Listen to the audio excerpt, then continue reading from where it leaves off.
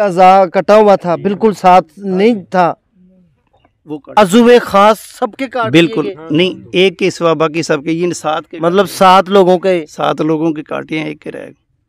कई कहते हैं कि वो मतलब उसका कोई माइंड काम नहीं कर रहा था। मैं तो ये बिल्कुल गलत बात समझ। पागल बंदा जो होता है वो अगर किसी इंसान एक का भी कत्ल वो कर लेना, तब वो सोचता है मैंने किया क्या है, या वो रोने लग जाएगा या वो वहाँ से भाग जाएगा। जी नाज़रीन, मेरे साथ हेचड़ गांव के जो इमाम मस्जिद हैं, जिन्होंने इन मरहूमीन का नमाज जनाजा अदा किया, पढ़ाया, ये भी आज उधर उसी परे में बैठे हुए हैं दुआ के लिए, और इनसे गुफ्तगू करते हैं। इनके कुछ होशरबा इंकशाफात भी हैं, हम उनसे जानते हैं उन्हीं की ज़ुबानी कि क्या मामला है, और वो जो जुनूनी शख्स था उसने ऐसा क्यों किया और क्या क्या उसने किया, कौन कौन से अज़ा काटे। अस्सलाम वालेकुम सर। वालेकुम अस्सलाम। सर आपका नाम? सैयद इरफान हुसैन। सैयद इरफान हुसैन साहब, माशाल्लाह आप इमामत भी करवाते हैं। आपने अपनी आंखों से क्या देखा था?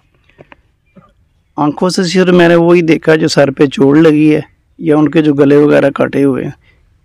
किस औजार से कटे हैं ये तो पता नहीं, कोई कहता है आरी ब्लेड है, कोई कहता है छुरी चाकू वगैरह, जो कुछ भी है बहरहाल। लेकिन ये भी सुनने में आई है, देखा मैंने नहीं, सुनने में आई है, सभी कह रहे हैं और हकीकत है ये। सिवाय एक बंदे के 8 कत्ल हुए हैं ना, सिवाय एक बंदे के, बाकी सब के जितने इंसानी अज़ा जो नाजुक है ना वो अज़ुवे खास सबके काट बिल्कुल नहीं, एक के सिवा बाकी सबके, इन 7 के, मतलब 7 लोगों के काटे हैं, एक के रह।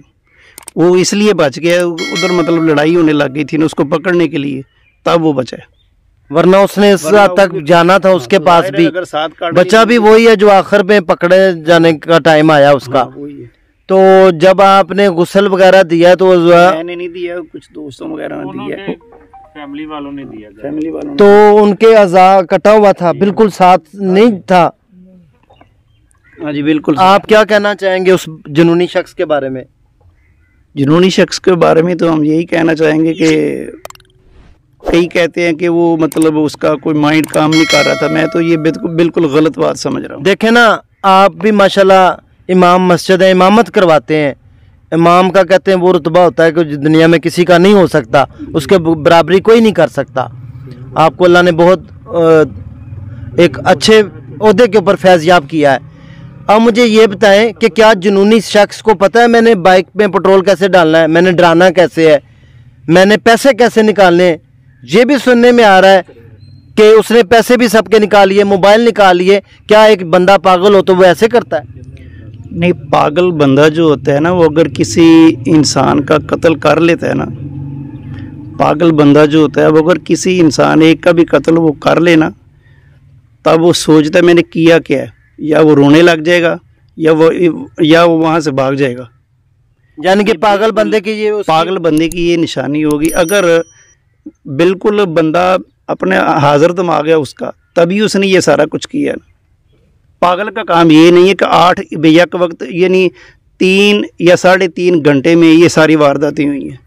नहीं तो ये जो बंदे मरने वाले हैं, क्या इनका उससे उस बंदे से पहले कोई रिलेशन, कोई मिलना जुलना? बंदों की 8 की हम गवाही देते हैं, इनमें कोई ऐसा लड़ाई वाला बंदा नहीं था ना, किसी ने मतलब किसी का कुछ बिगाड़ा है, या होता है ना मतलब ख़ानदानों में लड़ाइयाँ वगैरह होती हैं, वो भी कोई चीज़ नहीं थी। बिल्कुल ऐसा सच तो किसी किस्म का कोई हो सकता है, ये बंदे उसको जानते भी ना हो सकता है। निहत्ते कत्लों में इनका कोई कसूर नहीं, बिल्कुल किसी किस्म का। तब वो क्या कहते हैं, गहरी नींद जब इंसान सो जाता तब उसको क्या पता चलता है, तब जाके उसने उनको पता नहीं कुछ चीज़ सुनाई है, यानी ये हमें नहीं पता। यानी साथ यानी 2 बंदे हैं या 4 बंदे हैं, सभी को कत्ल किया है, लेकिन एक बंदा जब कत्ल हो रहा है दूसरे को पता ही नहीं चला। सर मैं यही पूछना चाह रहा था कि क्या कानों कान खबर नहीं हुई, इतना बड़ा सान्या कैसे पेश? यही तो हैरानगी वाली बात है। अक्ल वो कहते हैं दंग रह जाती है। ये क्या कि कैसे हो गया, ये पॉसिबल कैसे हुआ? ये बस अक्ल से बाहर बात है, कुछ समझ नहीं आती। ये इस वाक़े से 3 या 4 दिन पहले या 2 दिन पहले, साथ ही जो कोट अब्दुल्ला जहाँ का वो रहायशी है, कातिल जो है जहाँ का रहायशी है, उसको उन्होंने पकड़ा भी है। बल्कि 9 या 10 आदमियों को, जिसमें मेल हैं फीमेल भी हैं, उनको उसके अपने गांव के अपने गांव को, उनको ज़ख्मी भी किया है।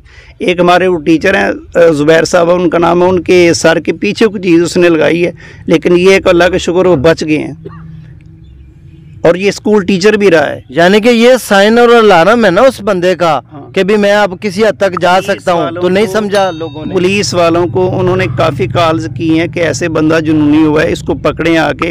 वो कहेगा चले ठीक है पकड़ के रखे, जब कोई आपका मार जाएगा ना फिर देखेंगे। ये पुलिस वालों ने ये बात कही है। ये पुलिस वालों के बयान है कि जी जब कोई मरेगा तो फिर देखे ना, पुलिस वालों की गफलत से ये मुजरमाना गफलत है। अगर पुलिस वाले उस दिन एक्शन ले लेते, इसमें क्या था, एक जुनूनी बंदा उसको पकड़ के जेल में डाल दें, कम से कम 8 कीमती जानें तो ना ज़ाया होती। आज इनके ऊपर जो गम का पहाड़ टूटा है घर वालों के ऊपर, इतना बड़ा साने के बाद, अब ये हम लोग जो अफसोस कर रहे हैं, हमारे पास अब और बचा ही क्या है अफसोस के अलावा। तो मैं कहता हूँ हमारे महकमों की पता नहीं वो कौन सा वक्त आएगा कि कब आंख खुलेगी हमारे महकमों की। तो और सर आप मज़ीद कुछ कहना चाहेंगे पुलिस के बारे में? पुलिस के बारे में हम यही कहना चाहेंगे, पहले नंबर पे तो हम अपनी हुकूमत के बारे में कहते हैं कि खुदारा अपनी आंखें खोलें, अपने माइंड दिमाग जो है वो हाजिर करें कि हमारे मुल्क में आपके होते हुए आपकी हुकूमत में हो क्या रहा है। अगर ये सारी चीज़ें आप बंद नहीं करवाएंगे, क्योंकि आपका फ़र्ज़ बनता है ये सारी चीज़ें बंद करवाने का, यानी मुजरम को सज़ा दिलवाने का, जो कुछ भी है। अगर कहें कोई शरीयत के मुताबिक, वो तो हमारे पाकिस्तान में जो है ना वो मेरे ख़्याल में कुछ भी नहीं है। अगर शरीयत समझ रहे तो कत्ल का बदला तो कत्ल ही होता है ना। इसलिए हमारी हुकूमत से रिक्वेस्ट है, वज़ीर आज़म शहबाज शरीफ से, वज़ीर आला परवेज़ इलाही से, कि खुदारा ऐसी चीज़ों पे ध्यान दें और जितने भी DPO DSP वगैरह SP थानेदार जितने भी हैं उन सब को चाहिए कि अपने अपने इलाके की हिफाजत करें। बस ये मैं कहना चाहता हूँ, और इंसाफ दें इनको जिनके सारे वफात पा चुके हैं। जी बिल्कुल, इनको इनका हक मिलना चाहिए और इनको दादरसी ज़रूर होनी चाहिए। इनके साथ बहुत बड़ा जुल्म हुआ है। जिस बंदे का कोई कसूर भी ना हो और उसके साथ जुल्म हो जाए, तो मैं कहता हूँ इससे बड़ा जुल्म हो ही नहीं सकता, जिसका हिसाब हम सबको ही देना पड़ेगा। हम सब इसमें मुजरमाना गाफिल पाए जाएंगे अगर हमने आज इस कटहरे जो है जुल्म का हिसाब ना किया। तो इसी के साथ मुझे इजाज़त दें, इंशाल्लाह नेक्स्ट सेगमेंट में दोबारा होते हैं। अल्लाह हाफिज़।